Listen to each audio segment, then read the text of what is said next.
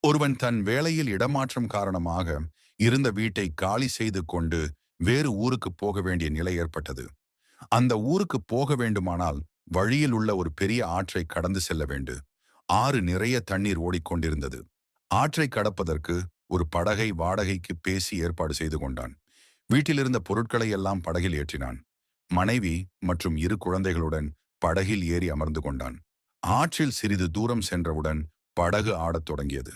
படகில் அளவுக்கு அதிகமான பாரத்தை ஏற்றியதன் காரணமாக படகு மெல்ல மெல்ல ஆற்றில் மூழ்கத் தொடங்கியது. ஆற்று நீர் கொஞ்சம் கொஞ்சமாக படகின் உள்ளே வரத் தொடங்கியது. நிலைமையின் ஆபத்தை புரிந்து கொண்ட அவன் விரைந்து செயலாற்றத் தொடங்கினான். பாரத்தை குறைப்பதற்காக ஒவ்வொரு பொருளாக எடுத்து ஆற்றில் வீசினான்.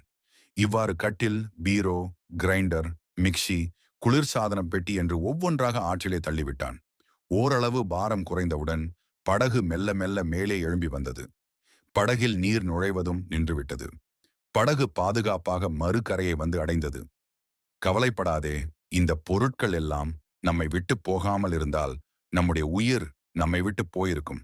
நம்முடைய அருமை குழந்தைகளையும் நாம் இழந்திருப்போம்.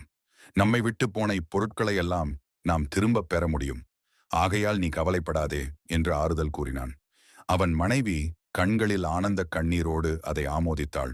ஆம் நட்புறவுகளே, ஆசை இல்லாமல் வாழ நாம் புத்தர் அல்ல. அதே வேளையில் ஆசையை கட்டுப்படுத்தி வாழ பழக வேண்டும். எதன் மீதும் அதீத பற்று வைக்காதீர்கள். அது அதிக ஆபத்தை தரும். இதுபோல் மற்றொரு குட்டி கதை கொண்டு வருகிறேன். நன்றி, வணக்கம்.